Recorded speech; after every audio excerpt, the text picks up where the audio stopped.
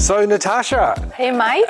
Thank you for seeing me here in Pentagram, New York office. Well, thanks for having me on your show. Oh, yes. Now, of course, you're one of our judges for America by Design Season 2. Really excited to have you, and I'll get into that soon. But firstly, tell me a little bit about Pentagram. As far as I understand, it's an enormous organisation. You're one of 23 partners who run Pentagram.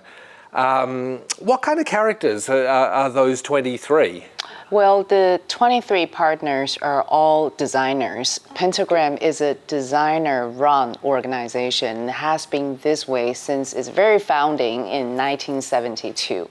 Get out of town. Believe it or not. You're all designers. Yeah. Imagine designers trying to run a business, trying to do math, trying to do spreadsheet. Yeah, that's who we are. I mean, we do have accounting department, we do have, communication department, but the people calling the shots. At the leadership level, we're entirely designers. So there must be the temptation to scale. I bet you talk about that in meetings, Mad Men style. Just become the biggest agency ever. Is that what's talked about in your meetings? Actually, it's quite the opposite. So scaling up has never been our ambition.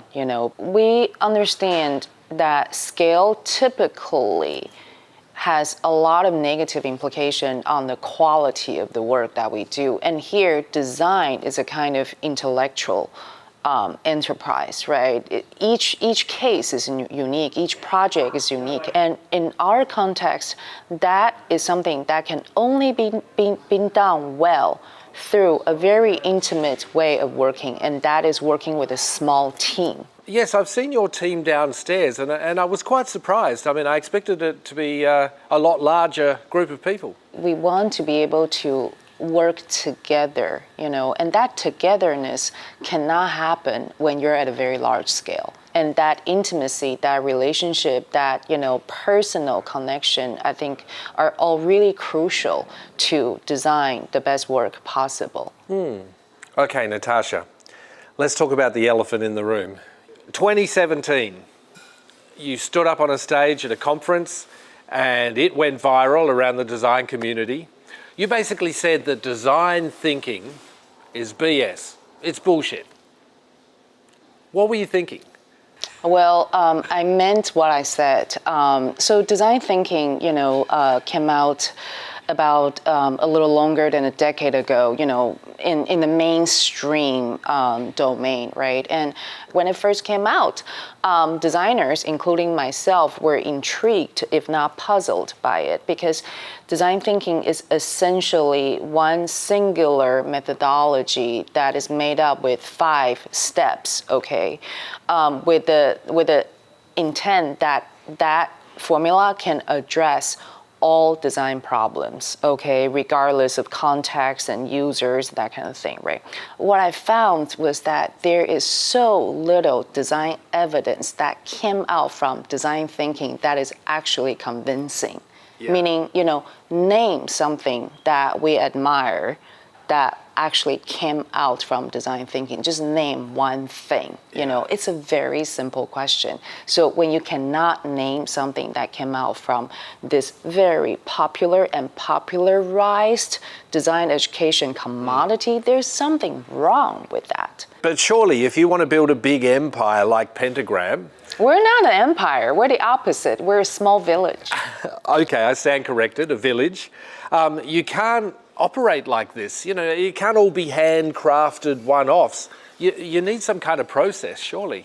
Well, you need process, but you also need craft. Absolutely, they're the two sides of the same coin, right? And that is essentially what design is. Design is a product, a thing that comes out from certain processes, and these processes vary, right? If you talk to any designer, he or she would have their own way of working, and sometimes their own way of working cannot even be articulated. But then there's also craft, because craft is really the thing that brings everything together in such a way that has integrity, that has joy, that has functionality, that has beauty, that can benefit the society. You can't actually do design without the other part. Yeah, so craft is as important as process. Well, I could talk about that for hours, but let's get back to the show. So as a judge for season 2 of America by Design, what are you looking for?